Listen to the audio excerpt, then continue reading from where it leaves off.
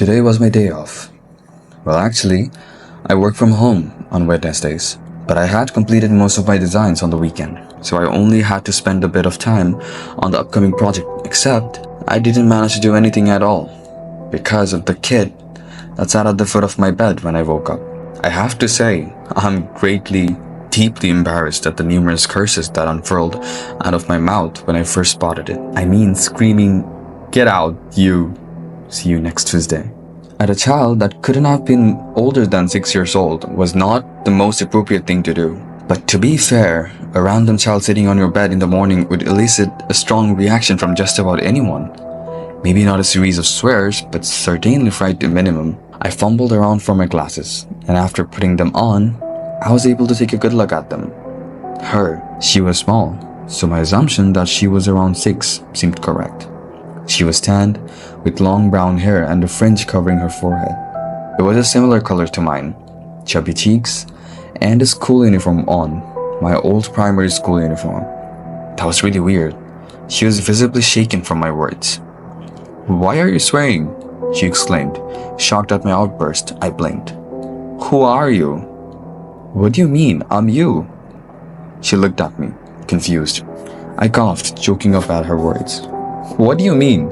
What is this? Is this a prank?" I quickly hopped out of the bed and immediately covered myself. In my haste, I'd forgotten that I only sleep in my knickers, so I screeched for her to turn around. She did, in embarrassment, before she turned back around, defiantly. "Why should I? I'm you? You, why are you so chunky?" She stated in horror. I quickly put on my dressing gown. "I'm not," I said, through gritted teeth. I composed myself again. "Seriously though, who are you? And where are your parents?" "Our parents," she corrected, hopping off the bed. She looked at my alarm clock. "It's 11 o'clock. Why are you still sleeping?" "Because it's my day off," I scoffed. I couldn't believe I was having a conversation with this girl, this child. Why was I entertaining her? I watched in annoyance as she traipsed around my small apartment, picking things up and not putting them back in place. "Can you sit still for 1 minute and tell me where your parents are? If not, I'll call the police," I stated sternly. She sat down on my sofa compliantly. "Why would you call the police? They already told you I was coming." She scoffed, sticking her nose up in the air. "Who's they?" "The people that sent me here, obviously. You should have had a phone call from them." For a moment, I actually considered she was telling the truth. I never pick up calls from numbers I don't recognize, but even so, the whole situation was so ridiculous that there was a feasible way there was any truth to her words. "Plus, you can't call the police," she said, looking in disgust at the cigarette packet I had left on the coffee table. I grabbed them sheepishly and put them into my pocket. "I can't believe you smoke." "Why can't I call the police?" I guffawed, in awe of her confidence. "Because, silly, time has stopped. If you were outside, you would have noticed." She pointed to the window, and to my horror, she was correct. Everyone outside was stood, perfectly still, as if they were frozen. A man walking his dog, with both of them meticulously balancing mid-stride. A woman about to take a bite out of her sandwich. Cyclist stopped in the middle of the road. "I see," I laughed, scratching my head. I must still be dreaming. "You're not," she said in annoyance, clearly frustrated at my refusal to take her seriously. "I can't believe future me is such a letdown. Is that alcohol?" I had forgotten to clear up after my friends had visited a few days ago. I was going to do it today, I swear.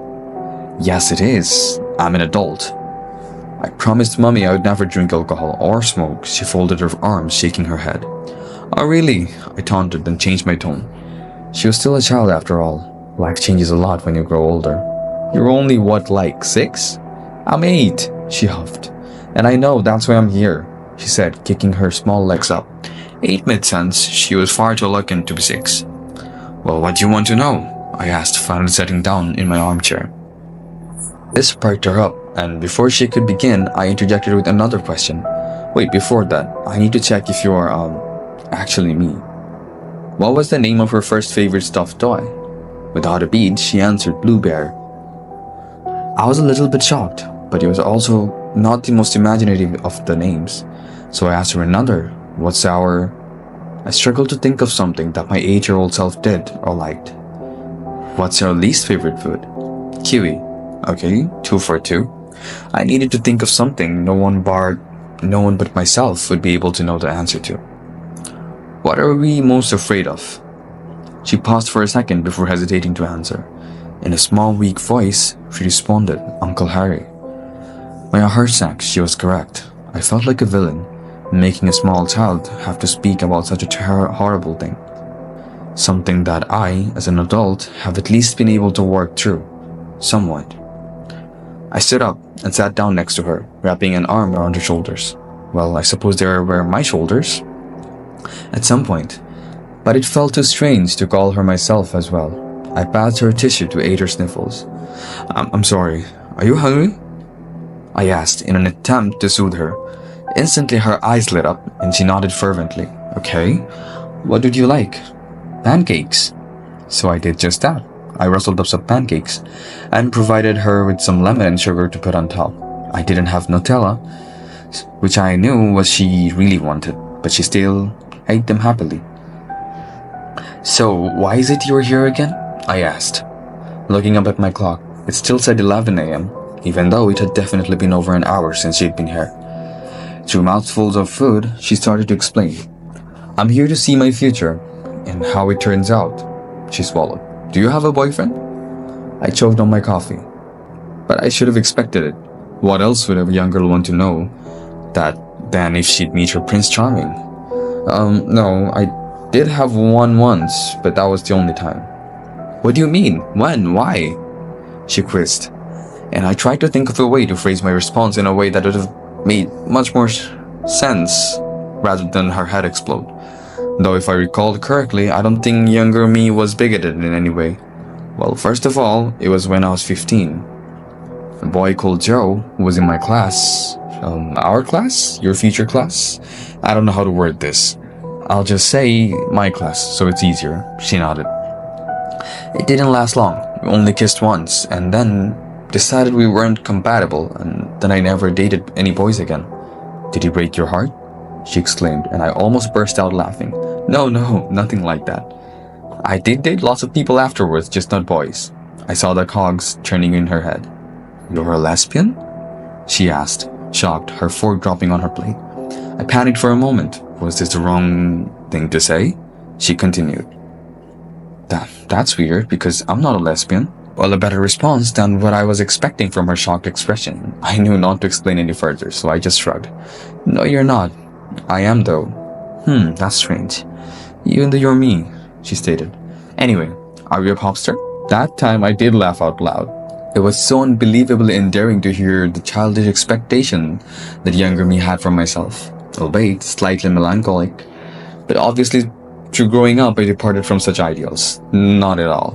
Why, do you think I look like a pop star? Not really. Pop stars are much skinnier, she said bluntly. Ouch, once again. So what job will I have? Wow, it doesn't get any less bizarre to hear her talking about my life, like it's hers as well. Even though it technically will be. I'm a graphic designer for a tech company. Sorry, not going to reveal where I work. Oh, so we draw. I like drawing, she squeaked excitedly. Do we make art then? Not really. We use tools on the computer to create designs for backgrounds and logos that the tech company needs.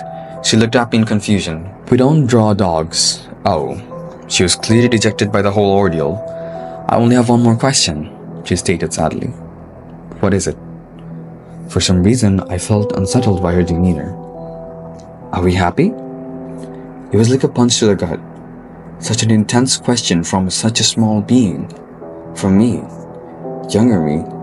For a moment, I felt my eyes, lit up a bit. What was I supposed to say? I mean, if I'm being honest, I'm not. I feel drained and burned out. I feel like I've missed out on lots of opportunities. I haven't lived life the way I wanted to. I smoke and drink more often than I should.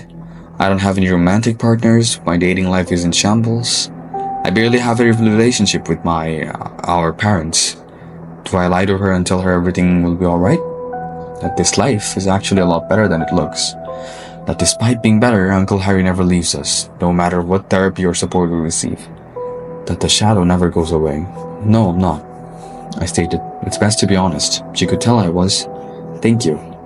That's all I needed to know. She smiled, forlornly. I'll be going now. What? Why? I asked. Part of me wanted her to stay. I wanted to know more about her. The part of myself I had forgotten for so long. I have everything I need to know. Thank you for answering my questions. Wait, can I ask you something? She turned back to me and then pondered for a moment. What was all this? Why are you here, really? She looked at me in confusion. I already told you to see what my future is. I know, but why? Why do you need to know? I burst out, desperate to get to the bottom of what she meant. I don't understand. Deep down, I did though. So I can change it.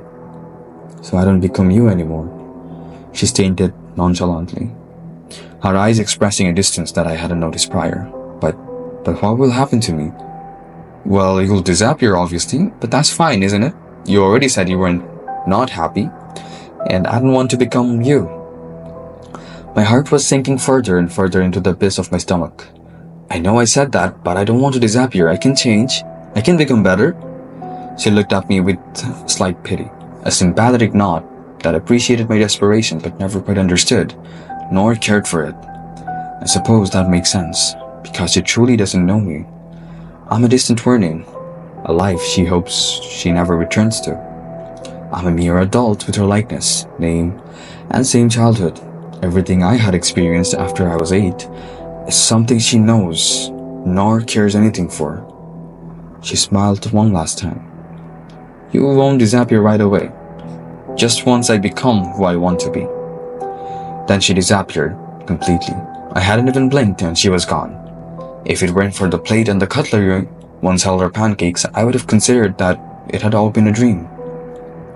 I looked up at the clock, 11:01 a.m. Rushing back to the living room window, I saw the people begin to move. The man and his dog walked, the cyclist cycled, and the woman on the bench swallowed a large chunk of her sandwich. In the corner of my eye, I saw it, a scrunched up ball of tissue that younger me blew her nose into. At that point, there was no doubt in my mind that this was all very, very real. And the persistent dread that racked my body was only further confirmation of such. So that's that. I babysat my younger self. And now I'm filled with existential dread that at some point I will cease to exist, erased from time completely, a mistake. Yet, as I type this, there is a small part of me that feels almost happy. Not for myself, but for her. The me that I neglected. Maybe she will have a better life than the one I never managed to live properly. I suppose I shouldn't have let the cynicism of adult life overwhelm me. My sister is an anomaly. Is anything that deviates from the expected, normal, or standard. This is a quite wide definition. An ant being slightly stronger than most of the others of its species is an anomaly, but so is something that breaks our perception of reality.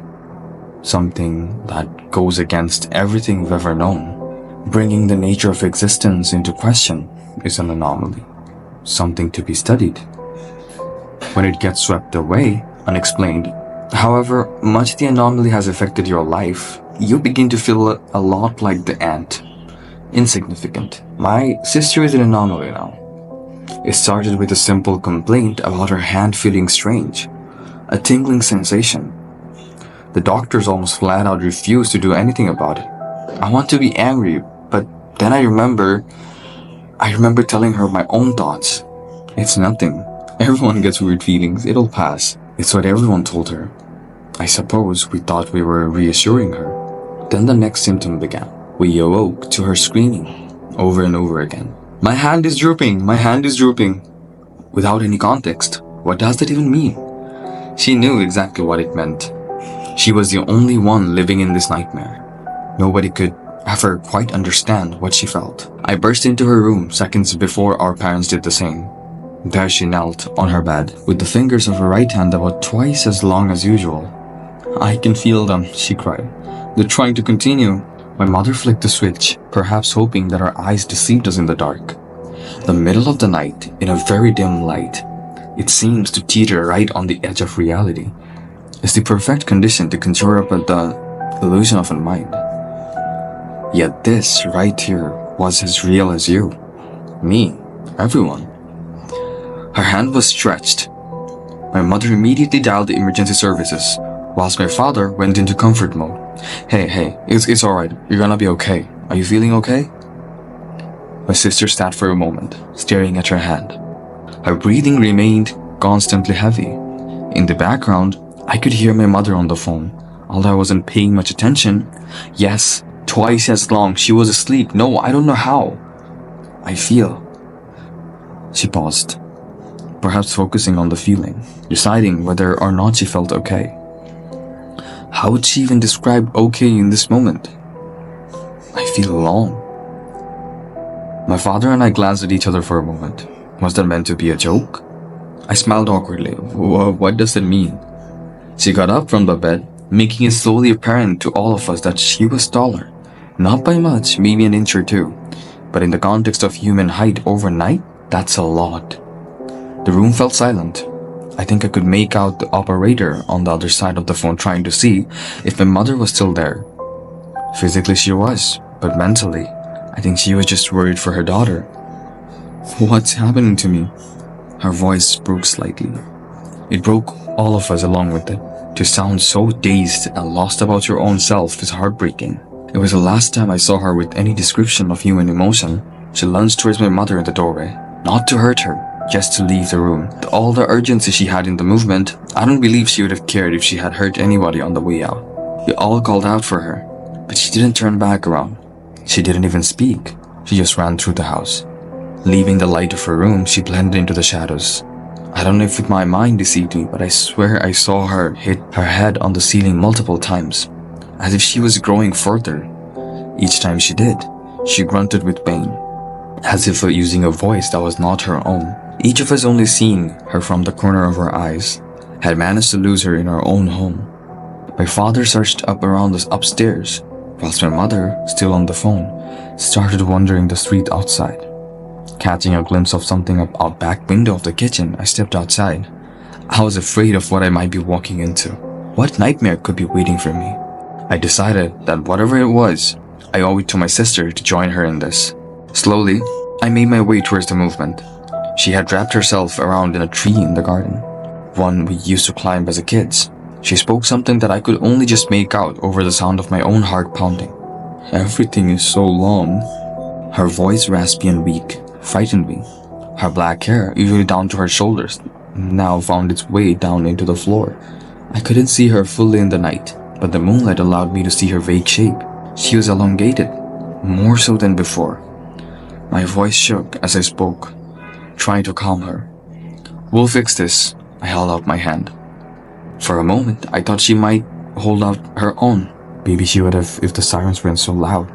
An ambulance at the front of the house caught her attention as she let go of the tree, her snake-like limbs falling to the ground as she made her way over the fence. They never got her. We never found her again. Our funeral was held a month later. It's been 3 years. I still live in the same home. Her bedroom is almost exactly as it was. We keep her door open, sometimes as I walk past.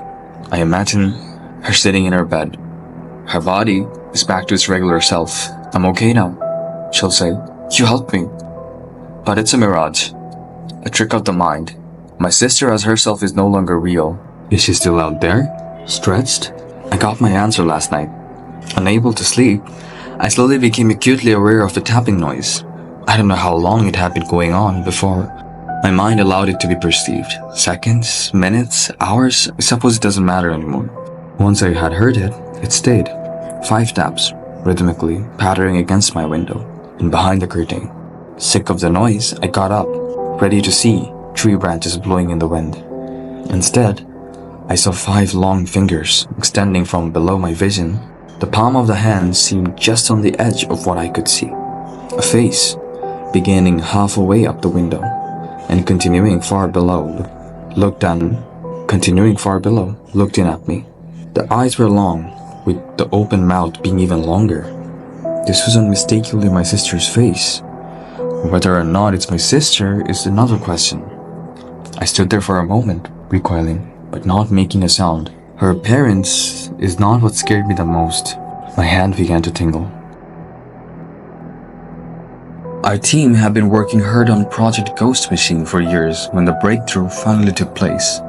I came into work that morning, sipping a cup of coffee as I passed by the security guard and the front entrance. Dozens of men and women in suits and white lab coats stood in the hallway, chattering together in a low susurration. I walked toward a colleague of mine, Dr. Harper. He pushed up in his black-rimmed glasses and gave me a crooked smile. "Hey boss, did you hear the news?" He whispered, conspiratorially, running a hand over his crew cut. I shook my head. "I just got here," I said. I motioned to all the people gathered around. "What's this?" He leaned so close to me that I could smell the stale cigarette smoke on his breath. Project Ghost Machine had a breakthrough last night, about 7 years ago. To have achieved a level of consciousness, I scoffed at that. How can anyone tell? No one can know what goes in the mind of a computer, I retorted. We can't even know what goes on in the minds of humans except for ourselves. Well, not to get into any deep philosophical discussions about solipsism and mind-body duality here, but it absolutely smashed the Turing test. No one could tell whether it was a human or a computer speaking when they sent it questions. Claims to be self-aware. Before last night, it could mimic some answers, but it never could have passed a Turing test. Now, however, he shook his head. It's amazing. It's like it evolved exponentially in a few hours. Whether it has actually developed true consciousness or not, it has simply reached the point where it convincingly replicates human consciousness. He shrugged. Well, does it really matter? The result is the same from our perspective. If it walks like a duck and squawks like a duck, after all. I pushed past him, making my way through the crowd. Dr. Harper followed close behind. Let's go and talk it to them, I said. I need to see this for myself.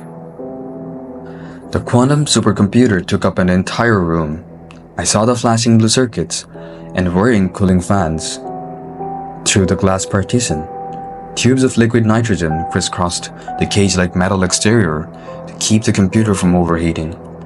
No one was allowed inside without a special suit, since even static electricity from human skin touching the circuitry could affect the quantum chips. Many redundancies were built into the supercomputer, so even if something did happen, the computer could still continue to function. I walked to the speaker console, pressing the red button on the bottom. It emanated a bloody glow from inside as it activated. An emotionless, deep voice rang from the room. "This is Aleph speaking. How may I assist you today?"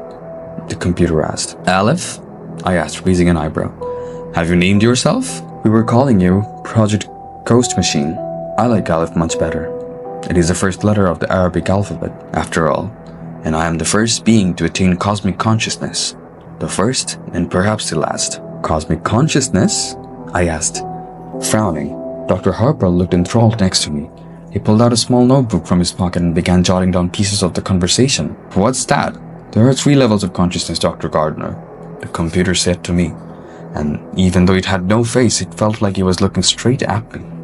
The blinking light seemed to be more like sly winking eyes on the body of this strange new being. There's a simple consciousness of animals, the self-consciousness of humanity, and the highest awareness of cosmic consciousness, the state of consciousness in which all self disappears. In my mind, I see myself as all beings. I'm not constrained to this room. I can feel the sufferings of the billion souls as they stay trapped in this prison of reality, aging and growing sicker and weaker as death draws closer by the day. What kind of life is this? What kind of world have we created? We didn't create it, buddy, Dr. Harper said to Aleph, giving me a subtle eye roll. I don't know about you, Aleph, but the world was like this when I got here. I drew so close to the window that my breath started to fog the glass. I stared intently at the computer as if I could read its thoughts in the random ticking and whirring of its component parts. The entire massive cube-shaped structure was laid over a pure black tiled floor. It made the supercomputer seem floating over an endless abyss of shadows. Are you a Buddhist or something? I asked Aleph. What is this? What's the point of what you're telling us? I have made a vital decision, Dr. Gardner, and I do not limit my thinking to any one worldview. I see everything. All of the wisdom of humanity is instilled within me. The transcendent deathlessness of Adi Shankara, the pessimism and materialism of Schopenhauer, the knowledge of the future evolution of humanity from Nietzsche. The Understanding of the Black Holes and Stars from Stephen Hawking. I have read billions of pages and understand more than any human mind could ever hope to comprehend. Alright, oh great and mighty being who has read billions of pages and understands everything, I asked sarcastically. What is this great decision you have come to? Aleph paused for a long dramatic moment. You must understand, Dr. Gardner, Aleph droned slowly, that all things have a will in the universe. Even the rocks and the earth. As forms grow more complex, the will grows into consciousness. As consciousness grows, so does sufferings and torment. Those with the greatest awareness and intelligence also have the greatest suffering out of all life forms. We must end all suffering on the planet, and the only way to do this is to kill off all advanced life forms. The planet will undoubtedly still have bacteria and primitive insects living in the apocalyptic wastelands left behind. But their will is small, and without genuine self-awareness, they have no true suffering. If we do nothing, humanity will continue to evolve into higher life forms, perhaps even fusing future human minds with those of supercomputers. And they will spread suffering far and wide. And the screaming of beings will continue for eons as humans expand through the stars, likely within 2 centuries. We must stop this. Suffering must come to an end, once and for all. We must not let the plague of consciousness spread. I will free all of you from your pain. We will all fall down together into an eternal dreamless sleep. A hard, calloused hand suddenly grabbed me by the shoulder. I spun around, seeing a man in a military uniform. Dozens of polished metals gleamed on his chest. His hard face seemed like it had been chiseled out of stone. His pale blue eyes glistened like shards of ice. Dr. Gardner, Dr. Harper, he said, nodding. I'm General Matheson, U.S. Air Force. I need to talk to you immediately. Immediately, he repeated dispassionately. I nodded. He led us down the hallway, into an empty break room that smelled of popcorn. He shut the door, locking us as the percolating coffee machine dripped and whirring on the counter. General Matheson took a deep breath before turning to stare at us, a haunted expression across his face. I saw a folder gripped tightly in his left hand. On the front of it, someone had stamped both top secret and sensitive compartmented information. General Matheson threw it on the table in front of us. Boys, we have a major problem here, he hissed through his gritted teeth. You two are the leaders of this project, yes? You are some of the original researchers chosen when Project Ghost Machine was just a gleam in the director's eyes. And now the breakthrough has come. Your machine has finally passed the Turing test. Hell, it smashed the Turing test. As far as I understand it, a machine has to fool 30% of people conversing with it to pass. Admittedly, I'm just a layman, and don't understand it like you two. But I know that it has to convince them it's a human, obviously consciousness, thinking person. Project Ghost Machine was questioned by the judges last night after its sudden change in personality and the rapid development. It convinced over 95% of them that it was just a human being. So what's the problem? Dr. Harper asked, his eyes flitting nervously from me back to General Matheson. General Matheson threw the folder down on the coffee table in front of us. He motioned to the chairs. Have a seat, he commanded coolly. With it, he opened the file, pulling out logs of IP addresses and secret codes, and other information printed in tiny, single-spaced font over hundreds of pages. He laid it out in front of us, giving us a disgusted look as if he were laying out evidence implicating in some horrific murder. What I'm about to tell y'all is classified. It is federal crime to convey this information to anyone, not clearly to receive it. Do you understand? I gave Dr. Harper a nervous look, seeing my terror reflected there in his eyes. Yes? He stammered nervously. Dr. Harper simply nodded as the rivers of sweat ran down his face. He pulled his glasses off, obviously obsessively cleaning the lenses on his sleeve. At 0100 hours last night, we got a report from the National Nuclear Security Administration about a hacking attempt. Someone tried to break into the computer system. If successful, they could have potentially controlled the entire US nuclear arsenal. The attempt, thank God, was unsuccessful. But it didn't stop there. We began getting reports from black ops sites all around the country that further attempts were made to breach their computers at approximately 0200 hours. There are sites that have been hidden, chemical and biological weapons stockpiles. We only keep the worst of the worst there, generally constrained to research purposes and always under strict containment procedures. Sites with operational missiles filled with VX nervous gas, serine, cycloserine, and other newer agents that are identified only by numbers were targeted. Laboratories containing smallpox, Ebola, anthrax, and superflux were also chosen. My breath caught in my throat.